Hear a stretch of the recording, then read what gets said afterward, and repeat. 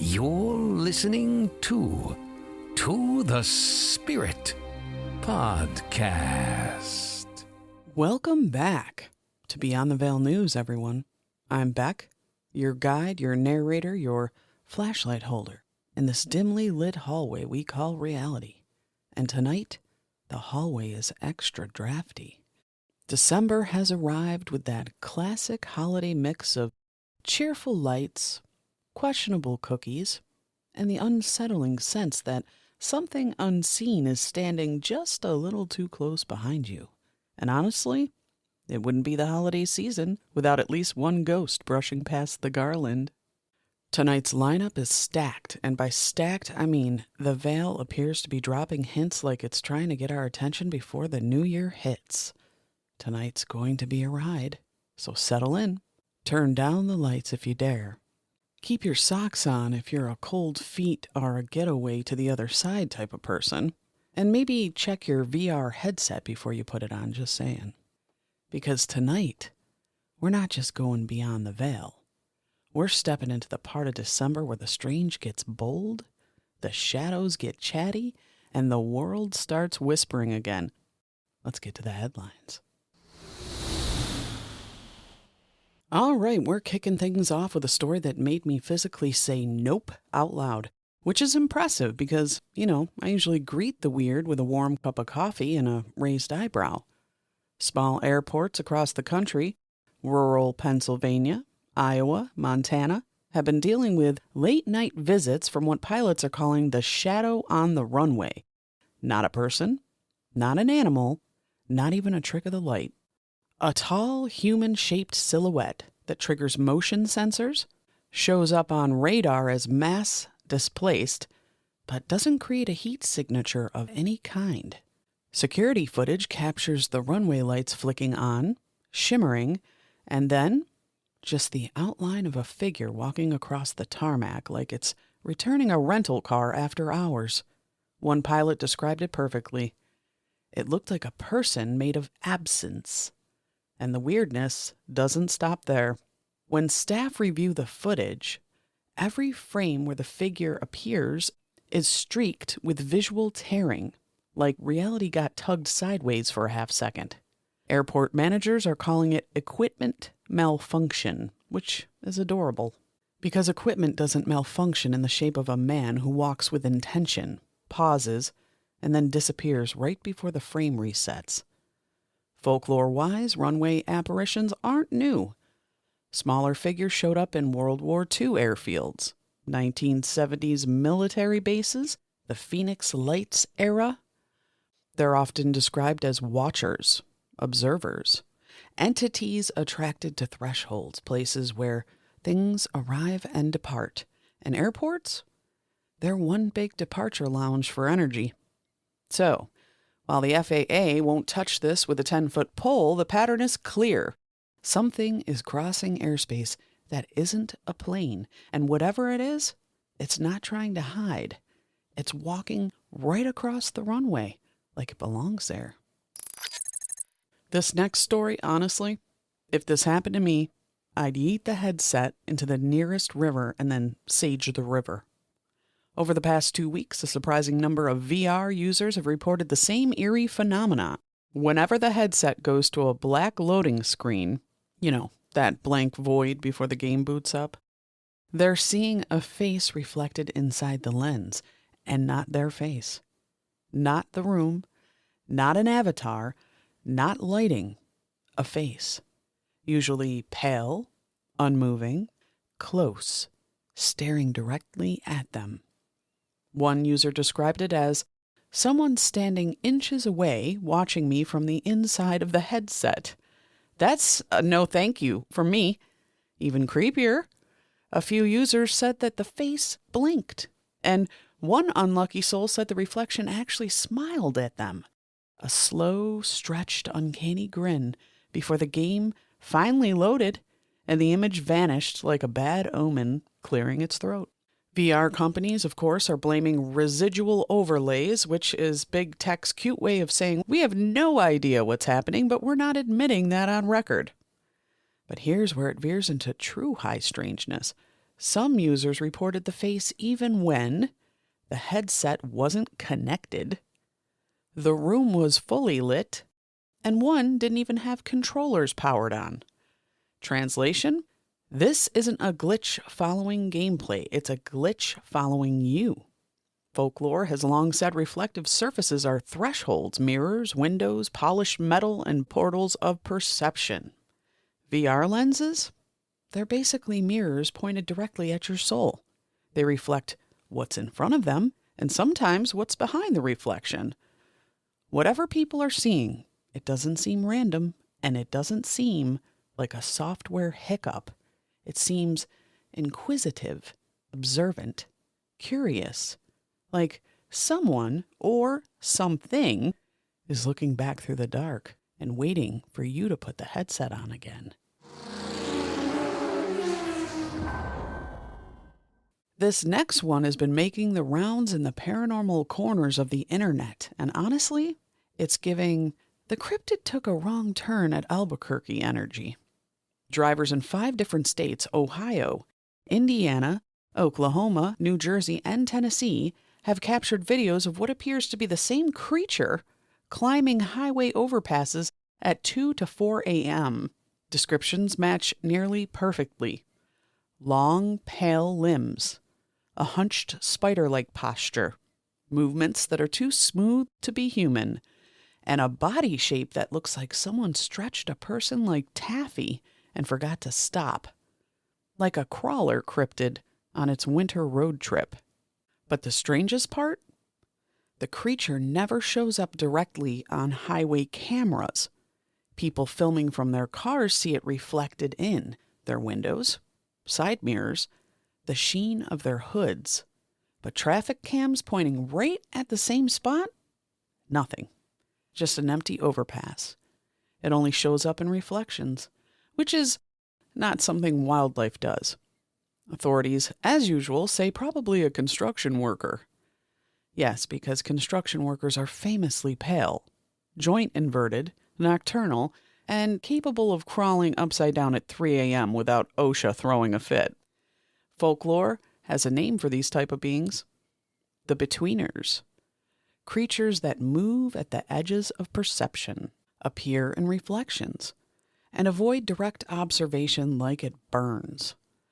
They're known to travel along routes, roads, ridges, rail lines like they're following energetic paths humans forgot existed. But here's the kicker. 5 states, same creature, same week. Now that's not a sighting, that's a pattern. Like something is migrating or scouting or just stretching its legs across the interstate and deeply confusing every unsuspecting night shift driver in America.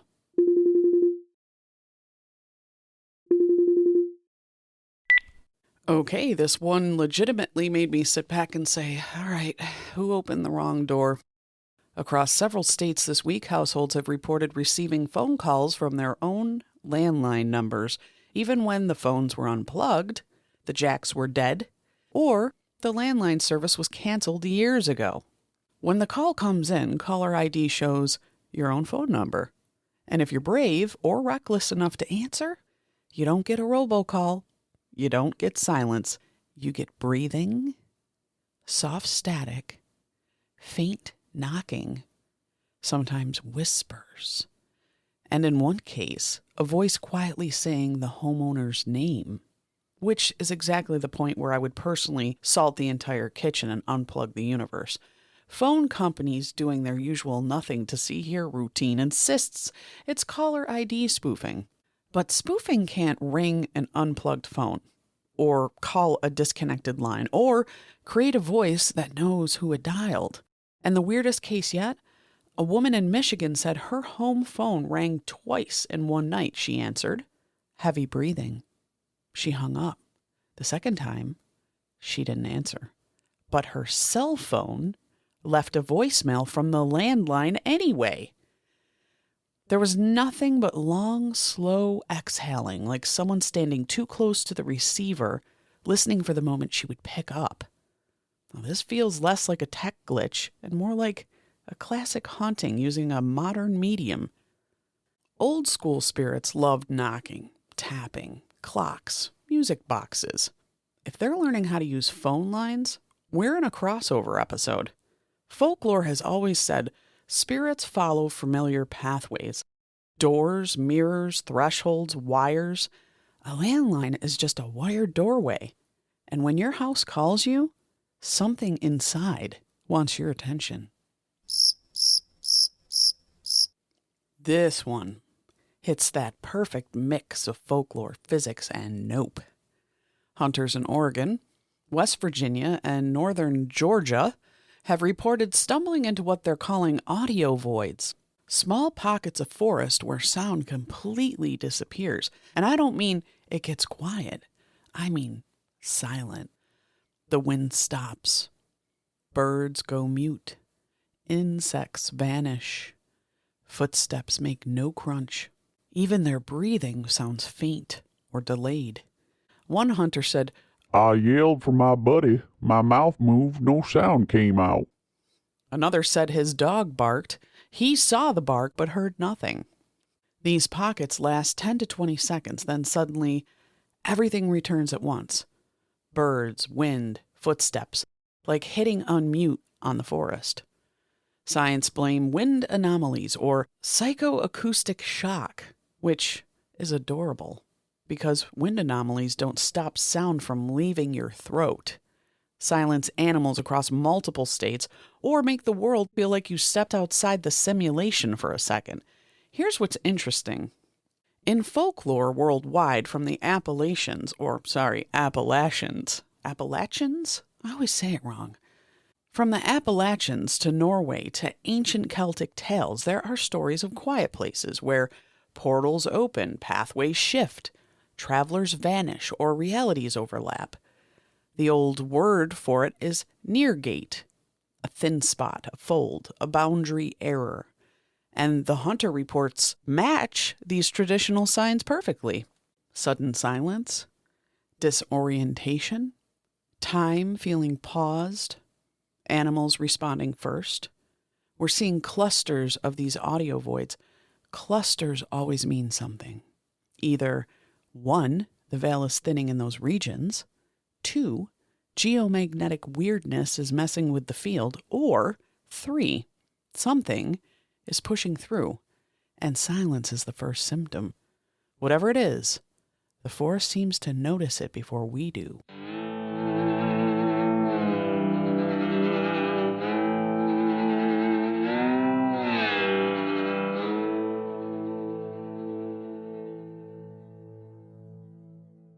All right, this one lives squarely at the intersection of technology and supernatural, my favorite crossroads. A developer this month noticed something odd in the logs of a small-scale AI model he'd been training. During an unrelated text generation test, the model began to describe a town called Boone Hollow in startling, intimate detail. The crooked river bend, the old church with the tilted bell tower, even a bakery with green shutters, and the smell of cinnamon mixed with smoke. The problem? Boone Hollow hasn't existed for over a century. It was destroyed in a flood 112 years ago. Its records never digitized. Its name missing from every public database the model could access. The developer dug through the training corpus, no reference. Not even a footnote. Yet the AI spoke of the town like someone recalling a memory.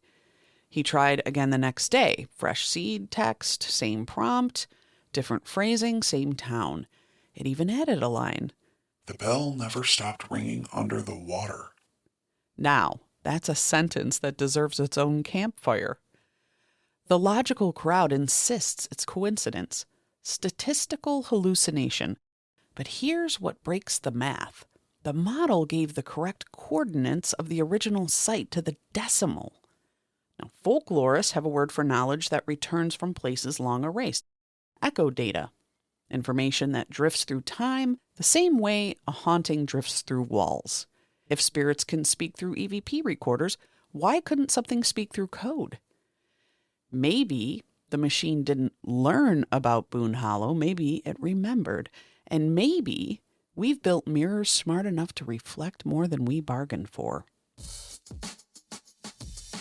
If this message stirred something in you, don't walk away empty-handed. Follow To the Spirit wherever you listen.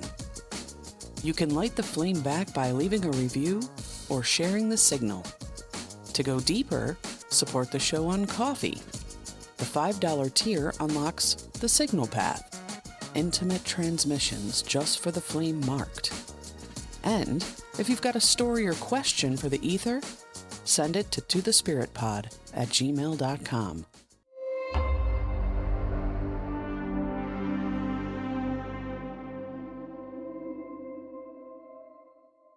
This headline is like a folk horror story wandered into real life, hung up its coat and said, "Mind if I stay a while?"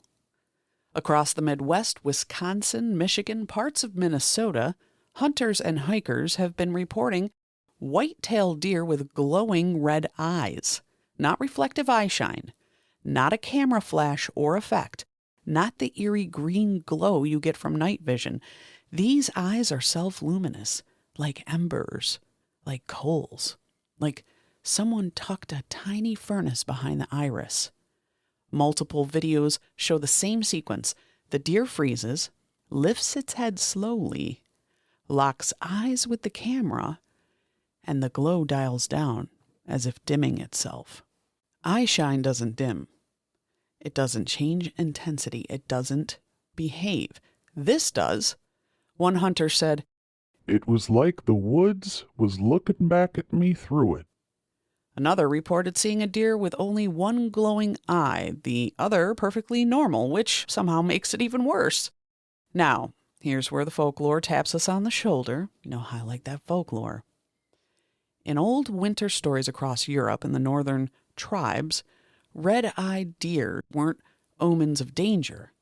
They were omens of threshold shifts, signs of incoming harsh winters, dimensional thinning, wandering spirits taking animal form, or guides appearing in liminal seasons. The Celts called them the Ember Herd, beings that show up before a major energetic turn. The Ojibwe have tales of fire-sighted deer that appear when the land is remembering its older shape. And the old Nordic texts mention Harter, the heart-fire deer said to walk between worlds during Yule. So the modern sightings, they're not random. Combine glowing eyes, intelligent dimming, silent movement, winter timing, and multiple state pattern, something is up. Whether these are mutated animals reacting to solar storms, spirit manifestations using familiar shapes, watchers returning for the winter cycle, or something stranger, the woods are showing signs. And in December, when the veil thins sideways instead of downward, that's when the oldest beings walk. This next one is equal parts creepy, hilarious, and I'm never driving alone at night again. Rideshare drivers in Chicago, Los Angeles, Toronto, Phoenix, and Atlanta have reported a bizarre rise in what they're calling ghost pickups. Here's what happens. A driver's cruising around late at night. No passengers, no active ride. Suddenly, the back door opens. The seat sensors activate. The interior light pops on, and the car adjusts weight as if someone just sat down, but no one's there. The app doesn't log anything. No pickup, no drop-off, no fare. Just an invisible someone deciding they need a ride. One driver caught it on camera. The back door swings open, then gently clicks shut. The seat visibly indents. Nobody appears on the footage. Another driver smelled old perfume, like vintage 1940s floral powder. A third swears she heard whispering, not in English, coming from the back seat. But when she checked the mirrors, it was empty. And here's the part that keeps happening. The car's microphones pick up a faint thank you when the door closes, but only on the internal audio, not the dash cam, which is very on brand for a polite spirit who knows rideshare etiquette. Folklore actually has a name for this archetype, the passenger. I am the passenger. A spirit who relives an old route, seeks a symbolic journey, or is drawn to traveling vessels, especially those with energy patterns that mimic invitation. Cars, especially constantly moving ones, act like mobile thresholds. Doors open, doors close. People cycle in and out. Energy is always shifting. Old spirits love that. And taxis, buses, carriages, and now ride shares have always had these stories. But the sudden surge? That's new. And the multi-city pattern? Very, very interesting. It suggests movement, migration, or some kind of seasonal thinning where certain spirits wander freely. Now, if you're a night driver listening to this, maybe throw a welcome aboard into the air next time a door opens by itself. You might make someone's afterlife.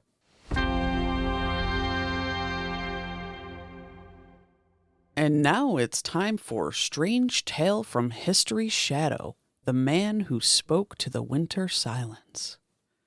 Tonight's strange tale comes from the winter of 1904, in a remote corner of northern Maine where a tiny village once stood along a frozen ridge called Harrow's Bend.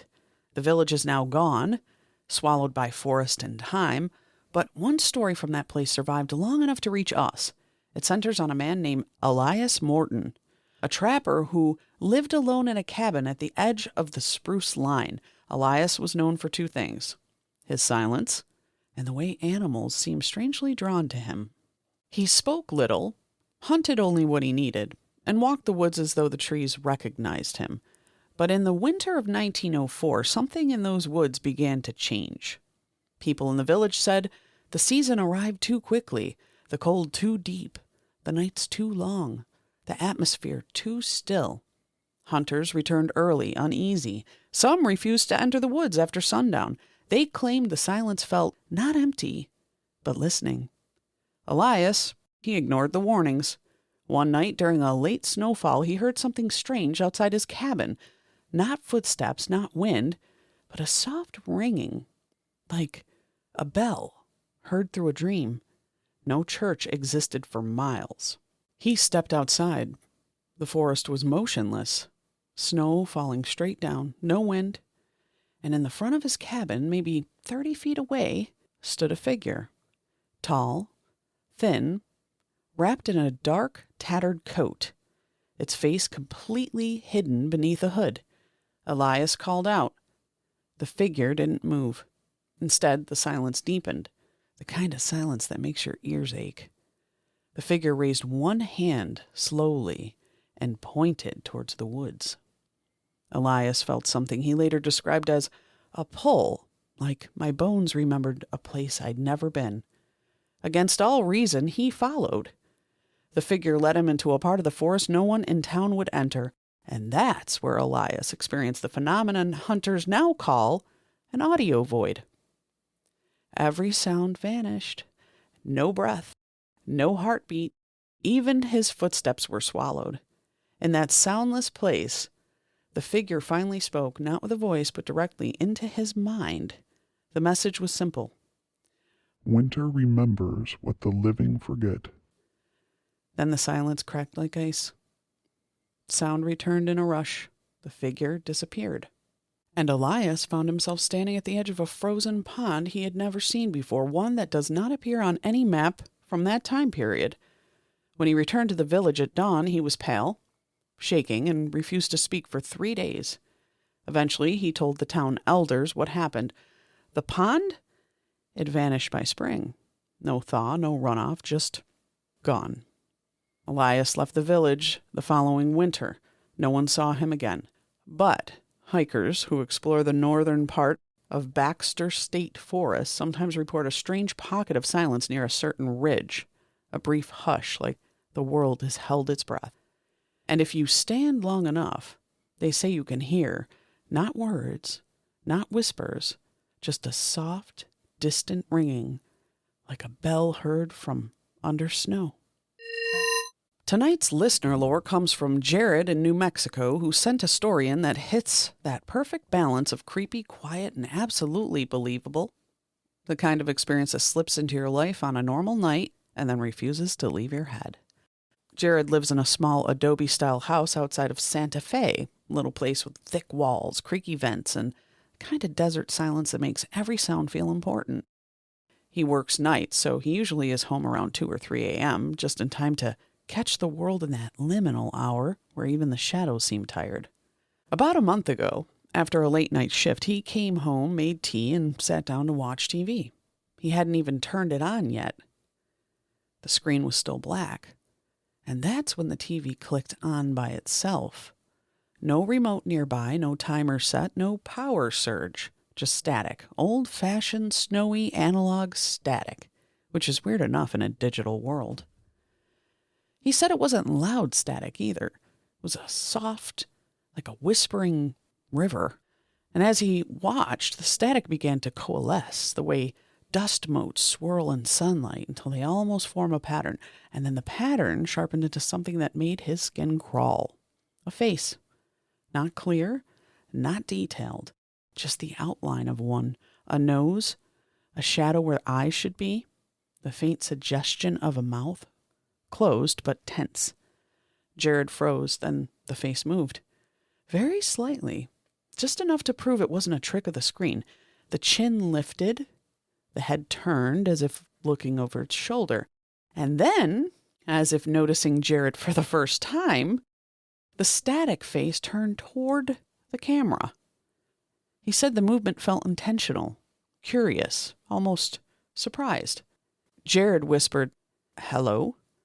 He doesn't know why, reflex, instinct, human nature trying to explain the unexplainable. The TV responded with a burst of distortion that sounded like a single syllable, too quick to recognize as a word, but too structured to be just noise. Then the screen went black. He stood there in silence, absolutely certain he was being watched, not by someone in the room, but by something behind the signal, something that used the static like a mask. The next morning, he checked his security camera. The moment the TV activated, the camera glitched just for a second and recorded a faint sound in the living room. A voice whispering, "Don't look away." Now, TVs turning on by themselves isn't new, but a face in the static that moves independently of the signal? A whisper caught by a camera, but not by the human ear? That's the kind of encounter that sticks with you. Some spirits use shadows, some use dreams, some use reflections, and some, apparently, use static. Jared, if you're listening, thank you for sending this in. And, maybe unplug your TV before bed for a while, just in case. This one feels like someone found a loose thread in reality and tugged on it a little too hard. Out in a remote pocket of northern Minnesota, there's a lake locals have begun calling Stillwater's Breath, not to be confused with the actual town of Stillwater. This is a wilderness lake tucked so deep into a forest that the nearest cell tower might as well be on Mars. What makes this lake strange isn't its shape, size, or history. It's what happens around it. In the past 3 months, hikers and winter campers have captured baffling videos showing water freezing mid-splash like gravity hit pause, birds stuttering in the air, wings jerking in a stop-motion flicker, voices stretching as if the sound is being pulled through taffy. And in one widely shared clip, a man tossing a snowball, and the snowball hangs in the air for a half a second before dropping. People say walking near the shoreline feels like stepping into a buffering reality, a place where time stumbles, catches itself, and then continues like nothing happened. Scientists who've been shown the videos blame camera artifacts, temperature gradients, optical illusions. But here's the thing. Multiple eyewitnesses felt it physically. One woman said, "My heartbeat stuttered like someone tapped the space between my seconds." That's not an illusion. Folklore from that region talks about the hung time, places where winter becomes so still that moments can fold. Shamans describe certain frozen lakes as thin clocks, places where the boundary between time and consciousness narrows. But the modern twist? These time anomalies weren't reported before this year. And it's not just a fluke. They're getting more frequent, and they're lasting longer. What used to be a fraction of a second is now 2, sometimes 3. In paranormal research, this is called temporal drag, when something unseen is pushing against the flow of time, like trying to step through a curtain that pulls back. Whatever is happening at Stillwater's Breath, it feels like the world is trying to remember how it used to move. Or something is trying to step into our timeline and hasn't found the rhythm yet. Either way, if you visit, maybe don't throw snowballs. You might not get them back the right way. This next one honestly shook me a bit, not because the dogs were harmed, they weren't, but because of the precision. And precision is rarely a good sign in the paranormal. In several rural areas of North Carolina, families have reported the same terrifying, impossible sequence. A dog goes outside, starts barking. Not playful barking, but alert barking, aimed at something no one else can see. Then suddenly, silence. Gone. Not running away, not hiding, not slipping through a fence, just gone mid-bark. Owners describe it like someone hit delete on the dog for a moment. The panic lasts exactly 11 minutes, not 10, not 12, 11.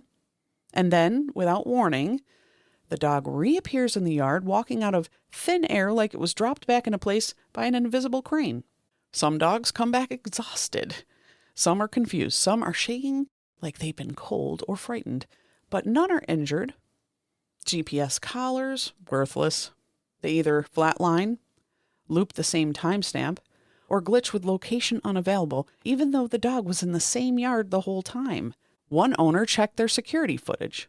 At the moment the dog vanished, the feed warped, as if someone dragged a magnet over the timeline. The video jumped from 2:03:14 to 2:14:14 exactly. That's 11 minutes gone, with no frames in between. And the dog reappears mid-step, like a missing puzzle piece being placed back in the box. Now, folklore has a name for beings that steal animals temporarily: borrowers. Not the little people in children's books. These borrowers take living things out of phase for reasons nobody has fully understood. Sometimes it's curiosity, sometimes protection, sometimes it's inspection. But the consistent time interval suggests something mechanical, procedural, like a process running in the background of reality. 11 minutes. Whatever's picking up these dogs isn't interested in harming them. It's studying, measuring, scanning, and returning them carefully, almost respectfully. But the bigger question is, if they're borrowing the dogs now, what were they borrowing before we had cameras? This one feels like the universe said, hey, what if we resurrected analog horror for fun? Across Arizona, New Mexico, and parts of Texas, people have reported their TVs turning on exactly at 1:13 a.m., the same time down to the minute. Even when the TV was unplugged earlier that day, the remote had dead batteries, or the power strip was switched off. And what do these televisions show? Not a channel, not a menu, not a blue no signal screen. They turn to black and white static, old school snow, the kind that shouldn't exist on modern TVs. But that's just the appetizer, because after a few seconds of static, something starts to appear behind the noise. A face. Oh, this is such a theme today. Not a clear one, not enough to identify, just the shape of eyes, nose, slope of a cheek. People describe it as faint, shadowed, slightly angled, and watching. One homeowner caught the moment on their indoor security cam. The static face turns as if noticing the camera, and in that split second, the entire TV shuts off. The camera footage continues normally. No power surges, no outages. It turns off because it knew it was being seen. Even stranger, a woman in Tucson muted her TV the moment it turned on, but her CCTV system recorded a voice coming through the room speakers anyway. A distorted, low whisper saying, Stay awake. She was alone. Electronics experts say it's impossible. Cable companies say it's leftover broadcast interference from what, 1963? Manufacturers say it's a known bug. Sure, a bug that forms faces, turns TVs on the same time every night and whispers reminders to stay conscious, right? Right. Well, here's the folklore tie-in. In old Appalachian stories, the dead used to communicate through radios, phonographs, detuned channels, snow windows. The belief was simple. Spirits didn't need clarity, they needed static. They needed the in-between. Static isn't a signal failure, it's a doorway of noise. And every doorway has something standing on the other side. This one feels like reality accidentally hit copy, paste, and then panicked. Forest ranger in Colorado was troubleshooting a malfunctioning trail camera, one of those motion-activated units used to track wildlife. Standard procedure, he walked up to the camera, waved, snapped a test selfie, and then went on with his day. Next morning, when he checked his email, he found the photo sent back to him anonymously. But when he opened it, he nearly dropped his coffee. The picture wasn't what he took. Yes, it showed him in front of the trail camera, same jacket, same stance, same timestamp, but behind him, standing maybe 10 feet back in the trees, was him. Same height, same build, same face, but the expression was different, not matching the one the ranger knew he made. It wasn't smiling, it wasn't frowning, it was just blank. Like a version of him that didn't understand facial expressions. Whew, like a pod person. The ranger swears this. He was alone. No one else was on patrol that morning. There were no tracks in the snow behind him, and security logs show no one else entering the area. He checked the trail cam data card directly. The second him wasn't there, only the original picture. Whatever emailed it, edited it, or showed a version of the moment the camera did capture, just not in our timeline. In folklore, doubles, or doppelgangers, were considered warnings, not of death necessarily, but of crossroad moments, times when timelines brush up against each other so closely that echoes bleed through. But what makes this case different is the expression.